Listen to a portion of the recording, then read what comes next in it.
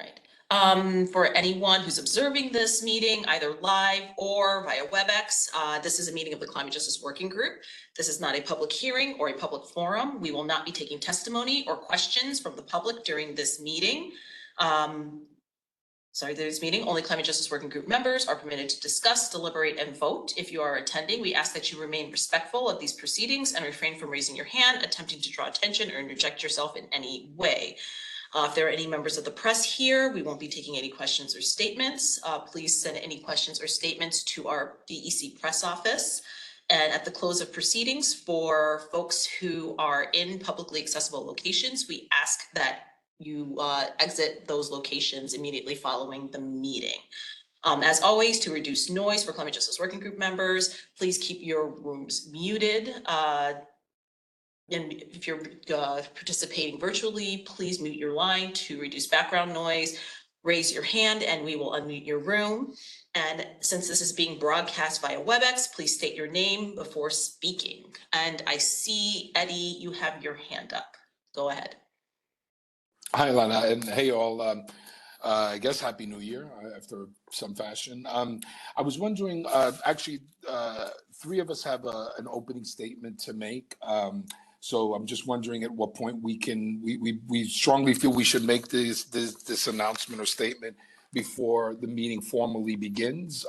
So you tell us, Alana, at what point this will be a statement that we will share. We won't read it because you will have the copy of it, but Rawa, myself, and Elizabeth all have something to say. So let us know at what point we can share. Okay, so we can do that following the roll call. Okay. All right, so we will start with a roll call. Next slide. The agenda, as usual, opening remarks will allow for then a roll call. So after the roll call, we'll allow for the members of the Climate Justice Working Group who had a statement to read to allow for that.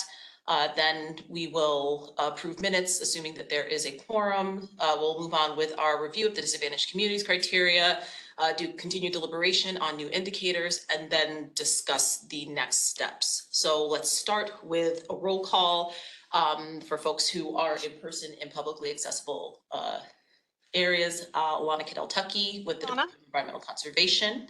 Move on to Michael. Alana, sorry, can I just note something before the roll call, just as a reminder for open meetings law? Oh, yep, go ahead, Lisa. Great. So this is Lisa Covert. I'm from New York State DEC Council's office. I just wanted to provide a reminder for folks on open meetings law. If attendees have an extraordinary circumstance, you're able to participate from a remote location, but all others will need to report or be in a location open to the public. So just wanted to note that you won't be able to, if you don't have an extraordinary circumstance, you won't be able to deliberate. So that means either vote or, provide your opinions, but you are able to ask questions and listen in. So just wanted to note that prior to roll call. Thank you, Lisa. So, yeah, hello everybody. Michael Duramio with NYSERDA. Neil Muscatello, Department of Health. Amy Klein, Capital Roots. And let's move on to the Green Bank. Elizabeth First, Department of Labor. Thank you, Elizabeth. Moving on to Region 8. That's me, Abby McHugh-Gruppa. I'm a solutions collaborator. Oh, had a little difficulty hearing you, Abby. How about this? No, better Definitely words? heard you. Okay. Thank you. Okay. Neat. Elizabeth, I see you're on. Elizabeth Jean-Pierre, present. Thank you. And let's see. We have our Brooklyn Public Library. Is there anyone that's in there? Currently, no one from the Climate Justice Working Group is here. Okay. And Rawa? Hi, everybody. Raul Gramatzian here. Okay. Let me see. 3, 4, 5, 6, 7. I believe we have quorum, so we can allow other folks who are participating virtually to attend. Eddie? Hi, Eddie Bautista here. And I don't believe there's anyone in Region 5, but I believe that's everyone. Correct?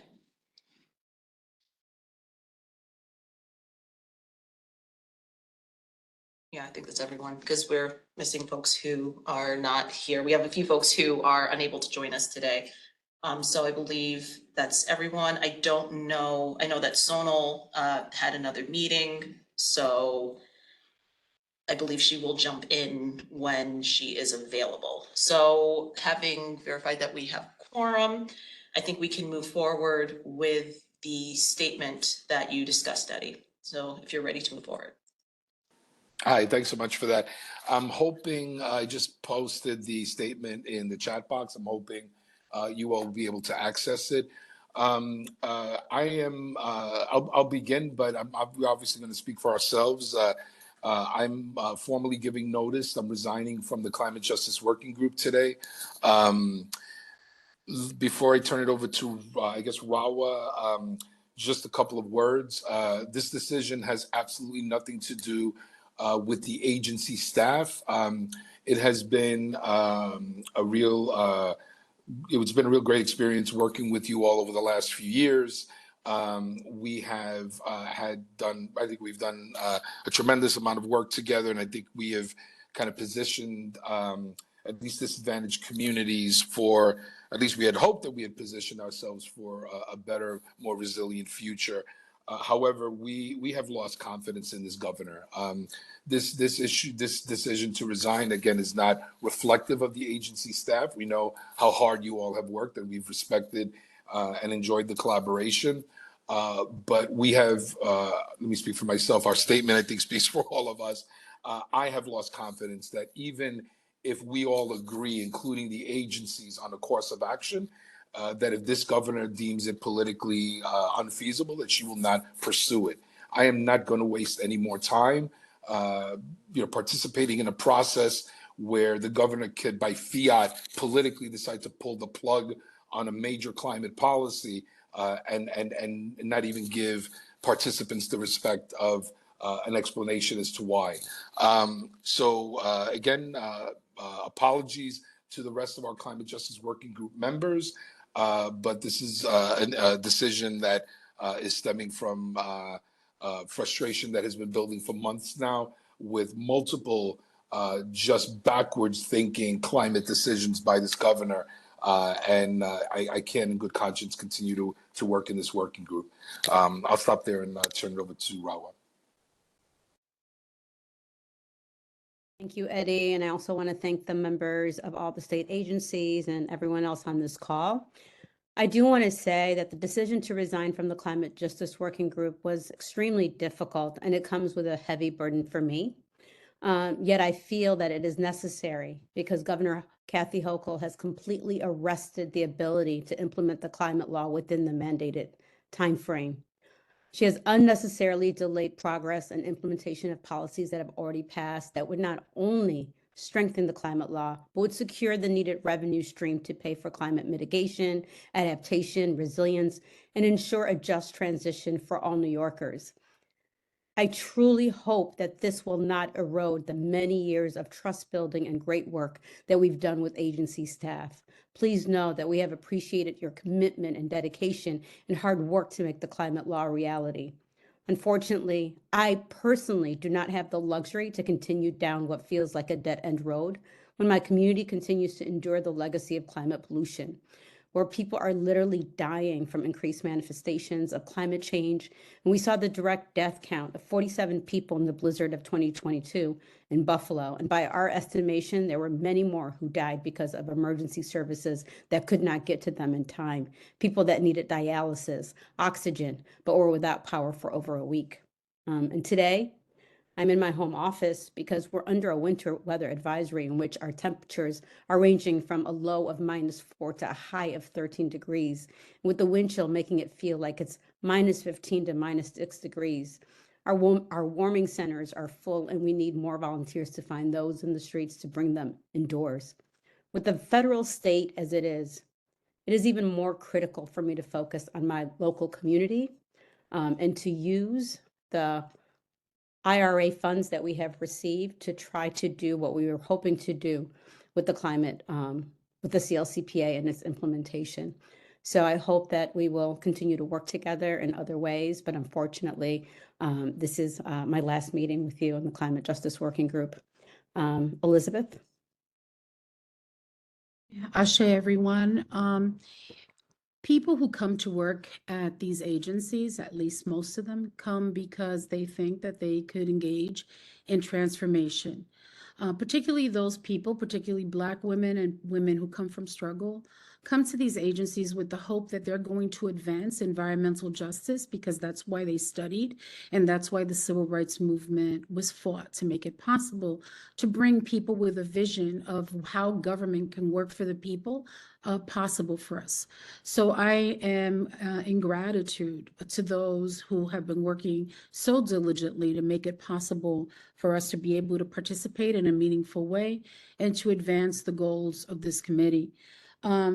This, as of yesterday, we know that there are going to be tons of deregulation of environmental justice guardrails that came from the kind of sacrifice that our communities have been making for generations.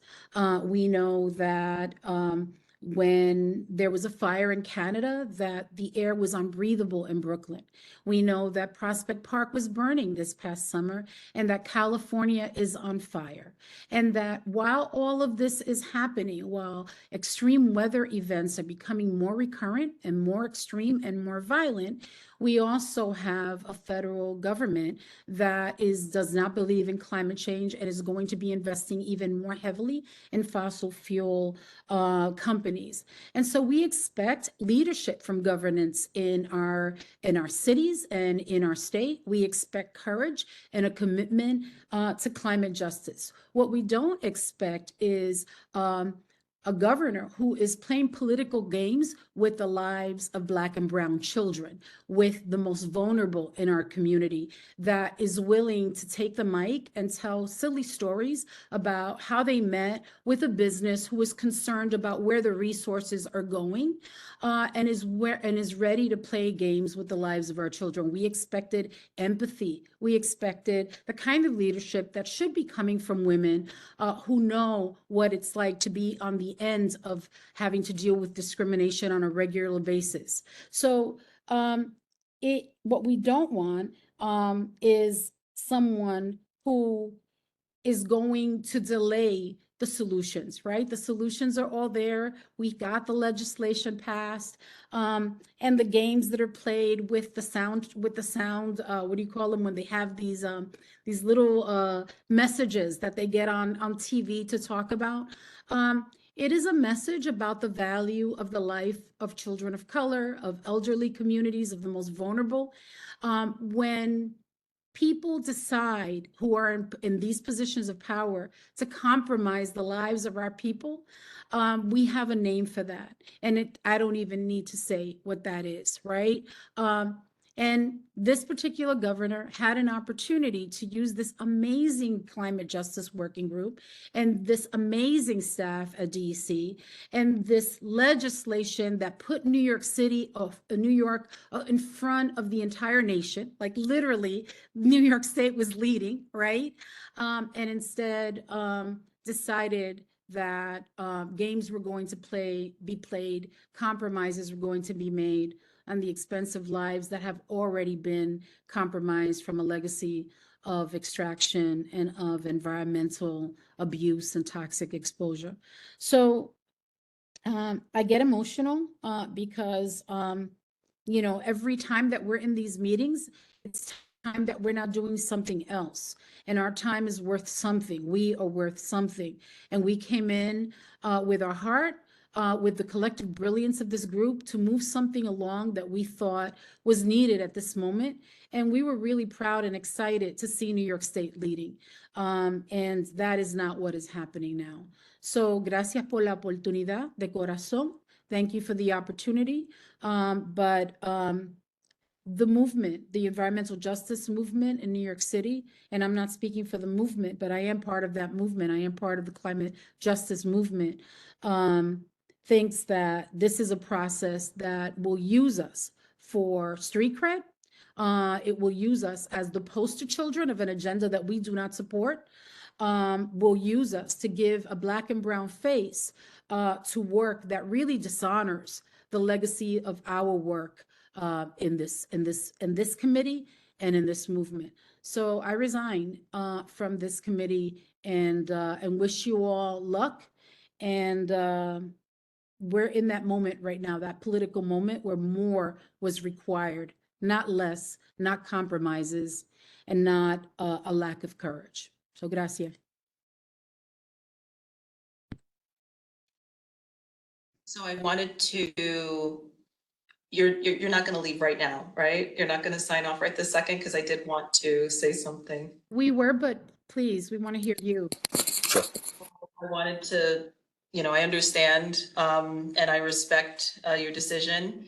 I can't say that I'm terribly happy about it, because I really have enjoyed working with you these past going on almost 4 years now. I've enjoyed hearing your voices. The impact of what you've done has been immeasurable, and I can't thank you enough for all the work that you've done. I guess my only request is that I still keep hearing from you, even if it's outside of the Climate Justice Working Group, that you stay in touch and let me continue serving you in, maybe not as your chair for the Climate Justice Working Group, but as the director for the Office of Environmental Justice. My email is always open, my phone is always open, my door is always open. So please continue to reach out to me. I don't want to lose that connection. Gracias, hermana. We can't, in this platform, put up emojis, but this would be where I would be putting up a big heart to express our appreciation for your leadership, for your engagement, for you being always candid and always being a source of support for all of us, particularly for me as someone who has a disability. I know how hard you worked to make it possible for me to participate in a meaningful way, and that was everything to me. So I will always be in gratitude, and personally, our doors open too, and we're in this. We are climate justice warriors. We're in this. So we will do things together. Thank you.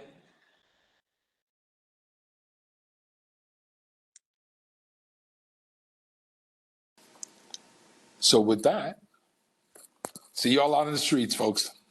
See you in the streets. Thank you. Thank you.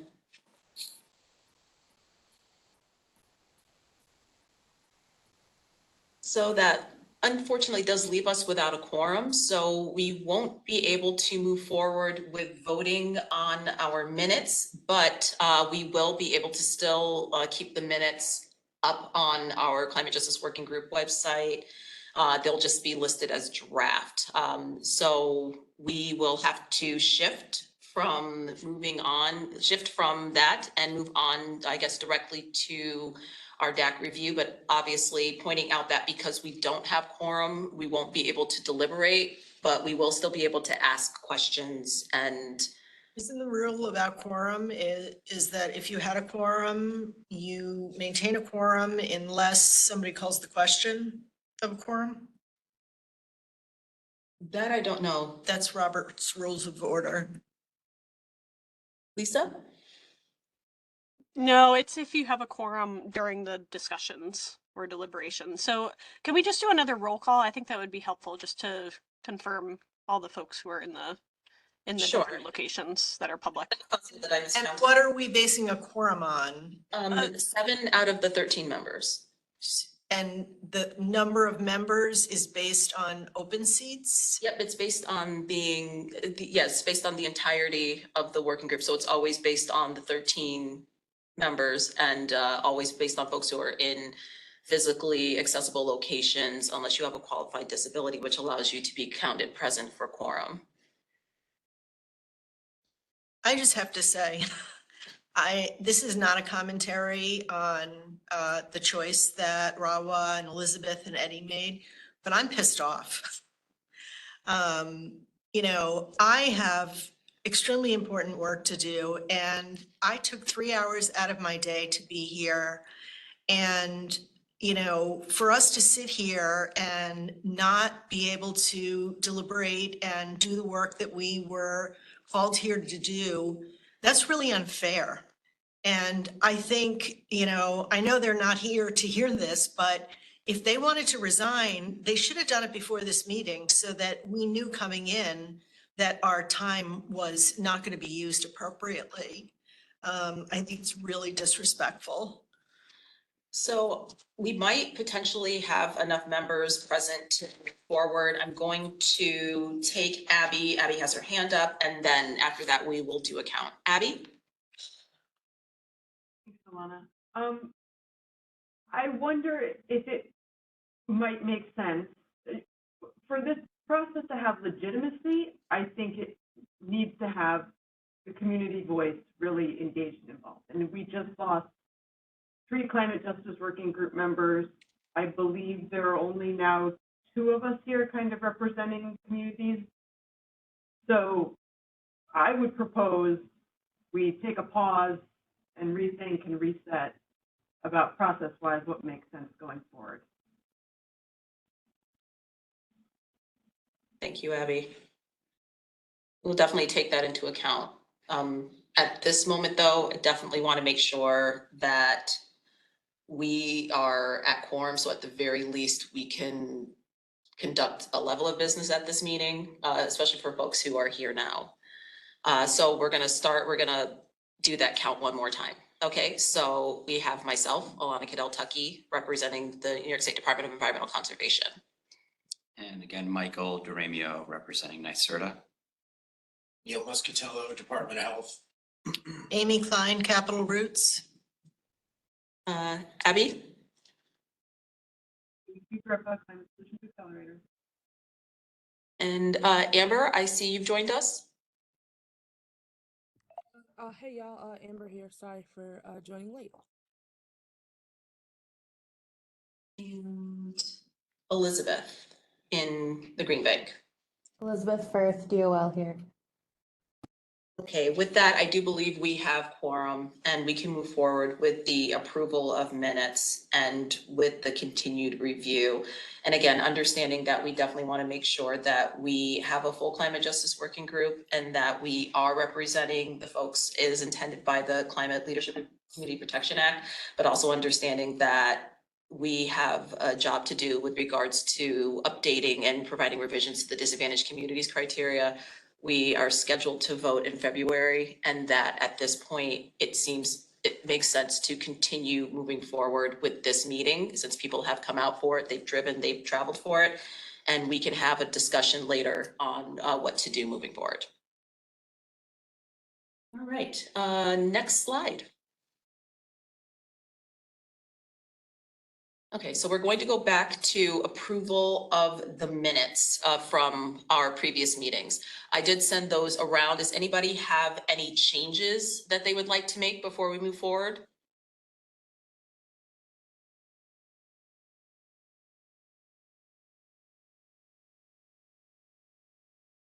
I don't see any hands up. So with that, I will I'll go through and I'll ask for approval of minutes. If you have the ability to kind of give a thumbs up on your screen, that'd be great. If not, a yay or a nay. So I will vote to yes, approve the minutes. Yes. Neil?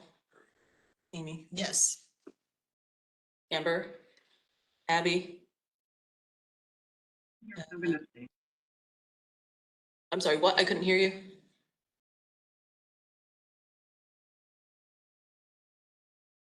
Sorry, I was not here in November, so I did review the notes. But I'm gonna abstain from approving them because I just don't know. Okay, you'll abstain. All right. And Elizabeth? Yes. So I believe that is 6. I don't know if that is enough to approve the minutes moving forward. So we're going to have to vote on that again next time. But like I said, the minutes can still be available as a draft on the Climate Justice Working Group website. And we'll move forward. Next slide, please. Alana, can I say one more thing on the minutes? Sure. I don't know who does the minute taking, but a little more detail would be helpful. Because when I did go back to them to, try to catch up on the meeting I missed, and I'm sorry I missed it, it was a little hard to follow the flow of what actually occurred at that meeting. So just a little more fleshed out detail would be really helpful. Absolutely. We'll make sure that they're a little bit more detail moving forward. Thank you, Abby. I will say just the context, that meeting was so bad. This was, yeah, we're talking about the last one. That was, we had some really serious technical issues with that meeting. So I don't want to say that you didn't miss much, but you missed it. That's probably why you're missing some detail in that particular one, but we can definitely make sure that moving forward that they're a little bit more detailed. But Yeah, I missed a good 45 minutes of it because it was so terrible. It was just whatever WebEx was updating really screwed up a lot. So I think that had something to do with it.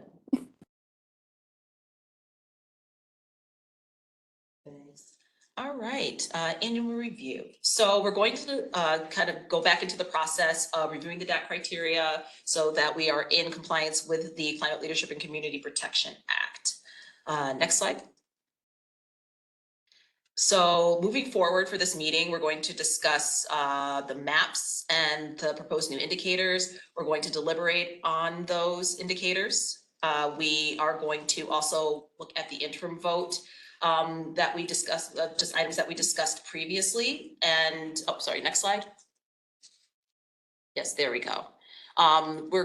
When we say interim vote, it's really that we're going to make sure that we're comfortable with the information that we're presenting. So non-official vote as the way we were voting for, releasing the minutes, or that we'll vote for the updates to the criteria, more temperature taking, just to make sure that we're comfortable where we are before we move forward. Just make sure that we're going to come to consensus, and then we'll have some time for an open discussion. Does anybody have any questions before we move forward with the next part of our? Okay, next I will pass it along to Alex and we'll get us started on the review. Thanks. Next slide, please.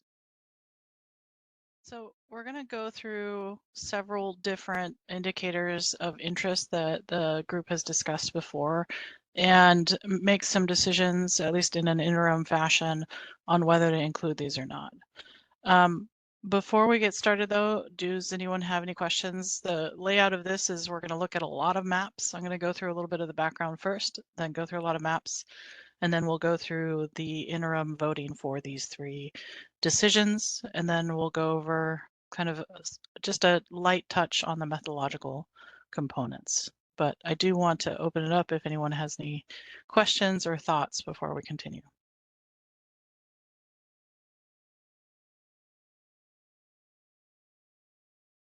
Okay, next slide.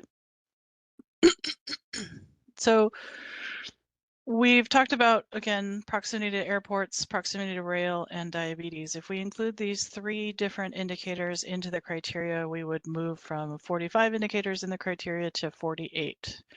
2 of them would be on the environmental burden side, and 1 would be on the population characteristics side. Next slide, please. Specifically for the 2, proximity airport and proximity rail, they would go within the potential pollution exposures factor, and so they would be averaged up between those in addition to vehicle traffic density, diesel truck, particulate matter, benzene, and wastewater discharge. Next slide. For diabetes, it would go under the health impacts and sensitivities under the factor under the population characteristics component score. Next slide. Okay, so prepare yourself. Last time when we met, and it was a crazy, crazy ride with WebEx, we went through and had set things up because the time before, we really felt like it was certain that we were going to include diabetes. And through the discussion that we had last time, there were a lot of very valid questions as to whether diabetes should be included or not. But we didn't have the scenario set up in a way that would let us really investigate that. So we had 4 scenarios last time. We now have 8. It's a lot, but I think it's well worth kind of going through it. And I want to remind everyone that one of the interim votes that we did last, I think 2 meetings ago, was to be okay with going forward with the refresh data on the 2020 census tract. So we're going to just like leave that one alone. We're going to continue off like this is where we're going now. Refresh data is the basic thing. If we do nothing, that's what we're going to be moving forward with in the vote. So scenarios 2 through 8 now become very important for us to be looking at. And the first thing I want us to do is to think through, do we want to include diabetes or not? And then from there, we can look at some combinations of things. And the new scenarios we have, 5 through 8, are the ones that let us look at whether we include proximity to airport or proximity to rail, separate from adding diabetes in there. So that is what this looks like. Next slide, please.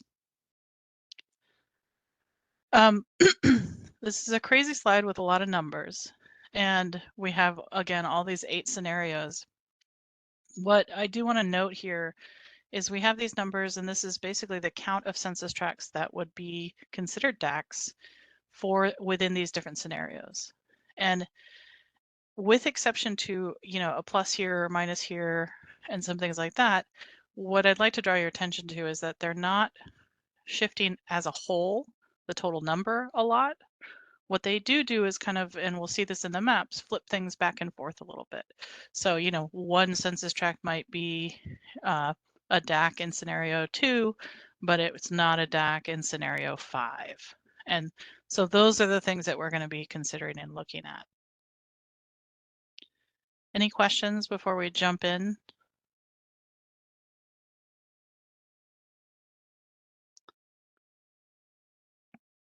Okay, next slide.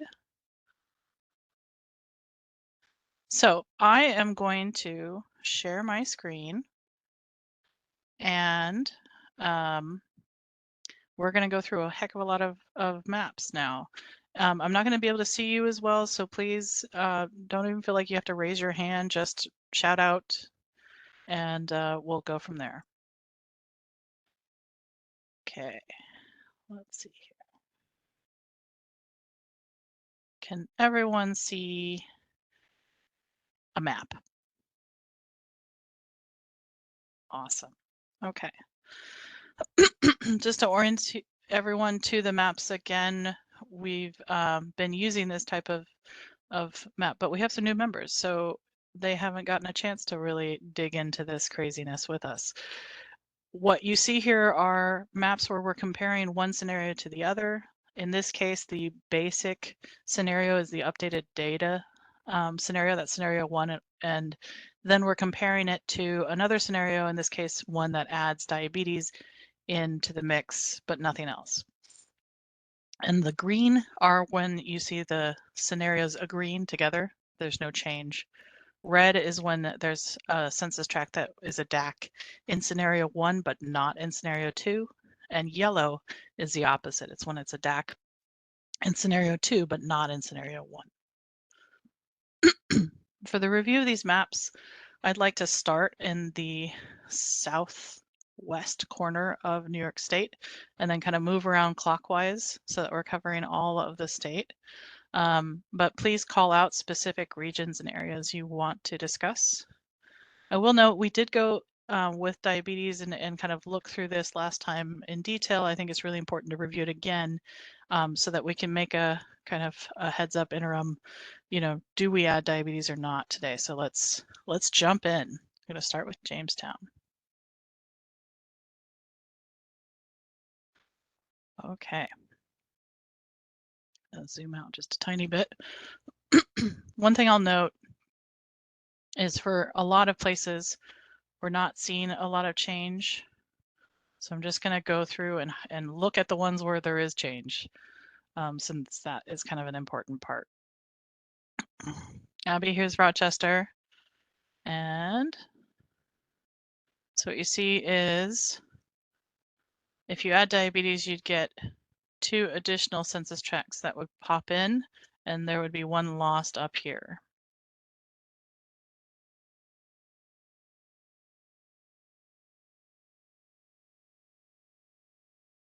This would be Brighton CDP, and then Arundiquot CDP.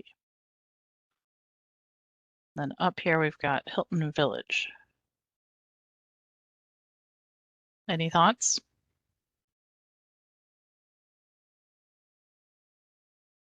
I appreciate the opportunity to look at Rochester. I'm going to reiterate my process concerns. If the goal of today is to vote on adding or not diabetes particularly, like I just do not, this process of looking at the maps together is so valuable, but only if people know the areas that you're talking about. So all I can speak to is Rochester. And I think that we need to really, well, I will abstain from any vote on this because I just don't feel right about voting on it. So, and I think that would ruin our forum right there. So I don't want to waste anyone's time going through all of this when I know that I'm not going to be willing to vote on it. And I'm sorry, Alana, I'm sorry, Alex. Abby, don't ever be sorry. I think it's really important to stick with what you need and what the Climate Justice Working Group members need, and it can be a discussion. I'm going to hand it over to Alana to address that, though, since it's more procedural part, and I'll stick with the technical component of it. So since today we're mostly coming to consensus on what we're comfortable with, if you're identifying that this is something that you're uncomfortable with, in no way am I going to try to force you to vote on it. I understand your discomfort and understand that you don't really want to move forward with this at this time. I would like to try to get through this. This is sort of a procedural step to determine whether or not we're comfortable with voting in February. So if that is going to be the circumstance and we might have to, take some time and move it to March, then take some time and move it to March. And I also understand your discomfort with having that conversation about areas that are sort of outside of your general understanding, or areas that you aren't necessarily comfortable with identifying. So identifying that census tract and giving us your opinion on it is someplace that you don't want to go, then we don't have to do that. So again, I'm happy that you're still with us. I understand your caution and your concerns. So I think that from a procedural standpoint, we do kind of need to move forward with this. But if you're indicating that you will be abstaining from voting, then that does leave us in a position where it is unlikely that we'll be able to move forward with a vote in February. So that is something that we would have to go back to and discuss as a group. The one thing that I certainly like to go, sorry, Alana. Oh, sorry. The one thing that if we need to do, am I correct to believe that the vote on using the new data, the updated data, was that an official vote? It's done, we never need to vote on it again? Or is that something that it was an interim vote and we then will need to? Because I would say that piece of it, based on all the conversation we've had already with everyone, I would certainly vote on using the updated data. It's the adding or some, of additional indicators that I would abstain from that piece of it, either today or in next February or March, or until we are able to kind of probably build out the Climate Justice Working Group again and have people from the communities who can look at this and do the ground truthing that we've done. Abby, that's actually helpful. We did an interim vote, so it's not an official vote because none of them are official until the final one. But there was agreement on the updated data from everyone that was at that meeting at that time. And so if that's what you're comfortable with, I would recommend, and Alana, stop me if you disagree, and Abby, let me know if you agree, that we go through this, because I think there's a very real possibility that no new added indicators is probably a good thing in some of these ways.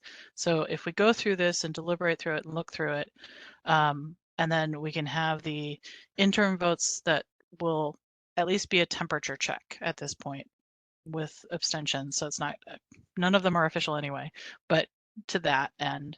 And then we can figure out what the voting timing would be as far as February or March, et cetera. Lana, how does that sound to you?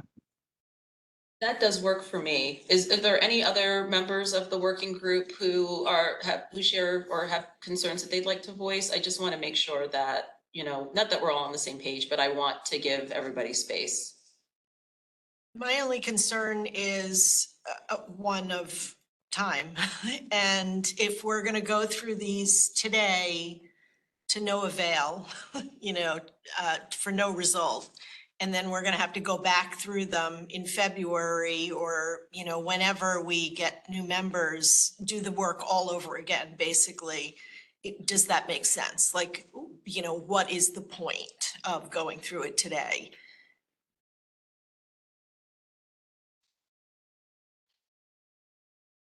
And I will point out that the Climate Leadership and Community Protection Act doesn't require us to vote every year. It does require us to review, and we have met those requirements in 2024.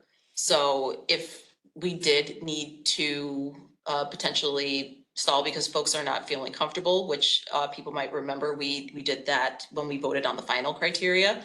We did hold off on voting immediately because folks weren't comfortable with the vote. So I guess I would ask if there are, since we have heard a concern that there might be some concern with voting in February, but I will also point out that we have a couple of members who were just unavailable for this particular meeting and will be there in February. So I don't know if that allays any of your concerns, Abby, but the 3 members that weren't able to be here, there are 3 additional members who just weren't able to be here for this meeting who should be available in February.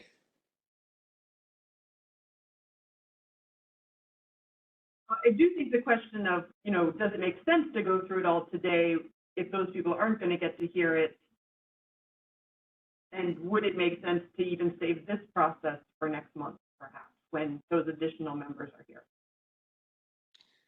I mean, that's always, like, for example, sorry, go ahead. I was gonna say that's always, and that's why we scheduled that meeting in March, is just in case there was a discomfort with voting in February, recognizing that, you know, we had fewer meetings than we had to get to the original criteria, that we could then push out that vote until March. So if that's a concern that you're expressing and you're stating that you'd feel more comfortable potentially moving forward in March, that's definitely something that we can talk about. Are those 3 members representing community groups? Yes. Yes. And do they represent different parts of the state than Abby and I? Yes. Anyone from New York City? Sonal Jessel. Oh, right. Because I'm also just thinking, like, how are you going to get new members that quickly? Oh, we've got some people interested. I get Okay. But obviously we're not going to be able to, we're not going to be able to replace the members who have left us, you know, for their impact. But we wouldn't be able to go through that process within a month. That's just too much to ask for. So if we know that we're not going to be voting in February, we can kind of, you know, deal with that and then still move forward with just kind of our understanding and knowing that we're gonna have to go through it again in February to move forward in March, but we wouldn't be able to really at that time. And during that time process, we will kind of look for additional members to fill those slots for the working group. Can we, just because it's hard to understand with who's here and who's here, some members who would be here next month and where are they representing from? And I'm sorry if this was said and I missed it, but. No, that's fine. So Unfortunately, Sonal Jissel was unable to join us. She might pop in, but she was unable to be present. So she is a representative from New York City. We also have Jill Hank, who is a representative from the North Country, who represents rural communities. She was unable to be at this meeting. And we have a newer member, Julie Suarez, with Cornell University, who would be joining us, but unfortunately could not be in this meeting, but would be joining us in February. And also a rural representative, What's the February date? the 11th. So both of the dates, February and March, would both be the 11th, same time, 2 to 5.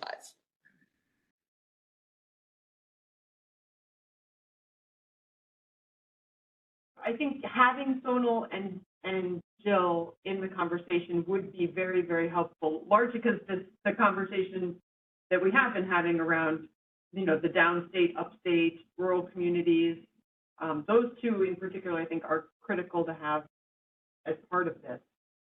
Because again, like, I just don't know. Right.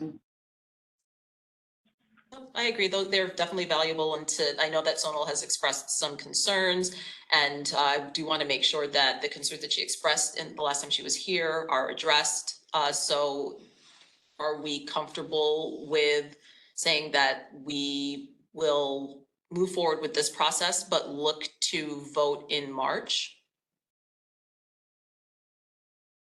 Is that something that we can kind of come to consensus on? We don't have to have an official vote, but is that something that makes folks comfortable, or is anybody uncomfortable with that?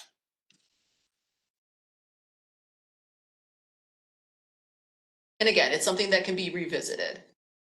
Yeah, I'd say moving forward with that intention, I'd feel comfortable moving forward with that intention, but then we would really need all of the community representatives to be here and kind of weigh in on their respective parts of the state. Adriana, you were saying something? Yes, I just wanted to clarify, I think, and thank you for that. The intention that I'm hearing is deliberate through the scenarios with a larger group in February with the goal of feeling comfortable enough to vote in March. Because we're unable to further delay this process, that I just wanted to remind the working group members that they do still have the freedom, if they're not comfortable then, to get to a vote. They have the choice to, like, as Alana said, this is an annual review process. So the working group could collectively decide to not make any changes, and then we review the annual criteria again during the next annual cycle. Yeah, the only exception, it seems like there's general consensus here around updating to the 2020 census, right? So I haven't heard any objection to that from any of the previous meetings we've discussed, right? Yeah. And because of the way we've done the vote in the past, and again, I'm going to double check and make sure that the lawyers are okay with that we can vote on certain elements that folks are comfortable with and maybe leave others for the next round of review. Yes, that's right, Alana. Thank you, Lisa.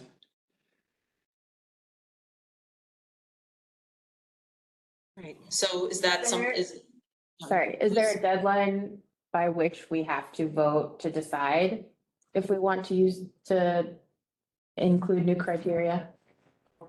There's Is it just the no end of the year deadline, but we do, like I said, under the CLCPA, we do have to review the criteria on an annual basis.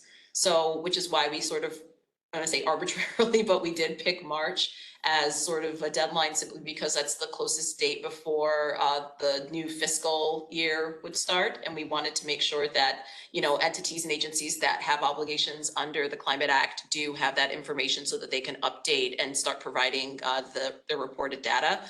But we would then begin our process again. So that is possible.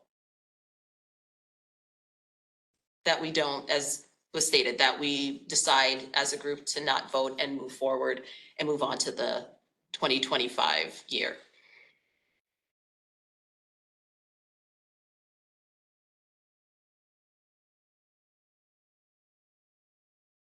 Can I ask one more question? Sure. That I think would be helpful, could be helpful to others, but I know and I apologize if you said this, but I don't recall seeing like a description for the indicators. I'm familiar with diabetes, but for proximity to rail and proximity to airports, I think I'd like to understand too, the data source and the justification a little bit more. Because I'm not going to be focusing as much on the specific regions, but bigger picture, I'd like to understand the justification for that and the connection with climate change impacts. So is that something that's written up that we could share and maybe others would find it useful too? We could have it shared with the group. I believe there was like Oliver did a presentation on it. We can definitely share that Maybe again. share it. Yeah, we've talked about it, but I think also for an eventual voting packet or review packet, there's some information there as well. And we're happy to answer any questions. And also I think, next month if we want, we can pull in some of those old slides to review it and how we've kind of reworked from that. I will say really quickly that proximity to air and airports and rail were both requested by members for us to review. And so that then started us looking at, and Oliver found a really cool kind of proximal kind of way of estimating it. So we can go through all the nuts and bolts whenever you'd like.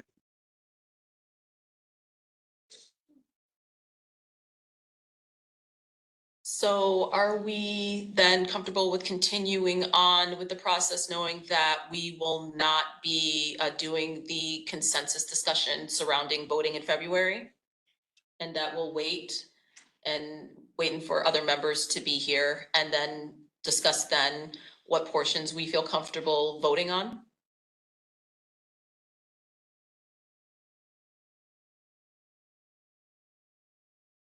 Yes, are we good? Nods, thumbs up, if that's something that we're comfortable with.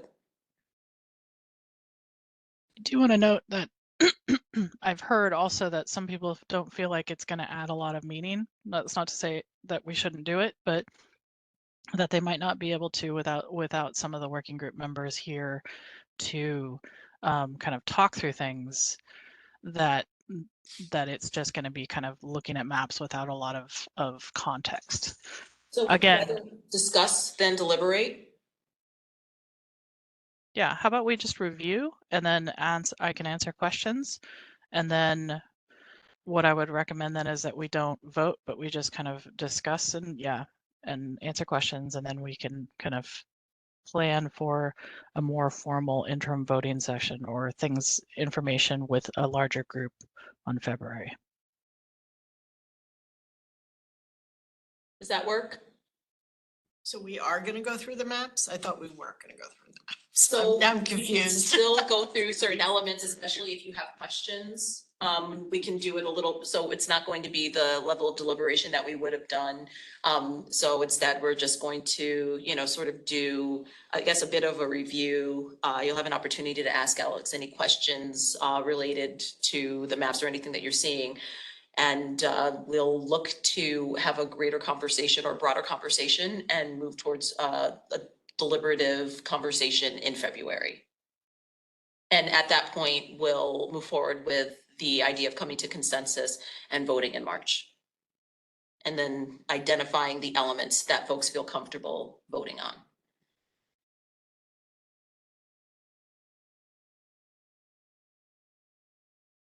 What would be your preference? Amy, you're asking that question.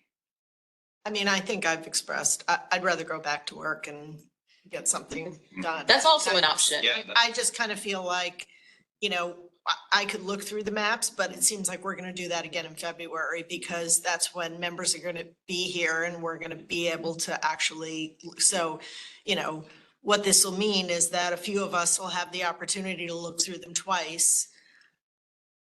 Is that necessary or can I write a grant? yeah, you might. That's also an option.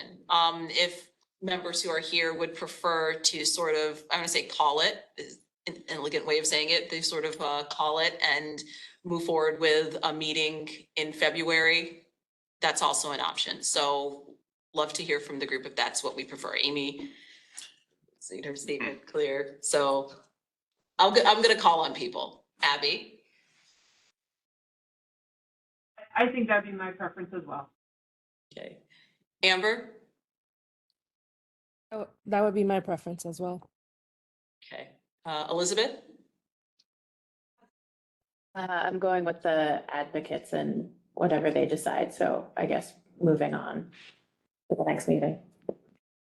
Okay, so I'm going to say that there is enough, folks in this room who would feel more comfortable moving forward in February. So I will bring this meeting to a close.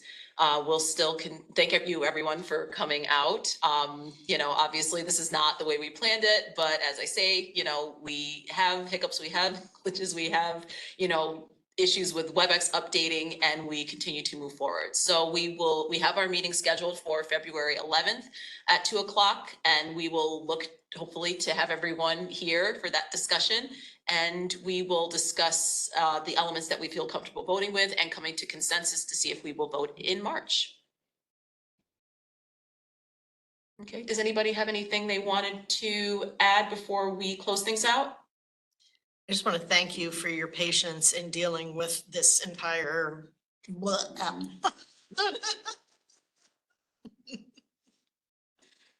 No, it's fine. I understand. All right. Well, thanks, everyone. We'll be in touch with updates on rooms, on time, just reminders, and we will speak again in February or before that. If anybody wants to reach out to me, feel free to reach out. Like I said, phone, email, I'm available. All right. Thanks, everyone. Thank you, guys. Thank you, Alex. Bye-bye. Bye.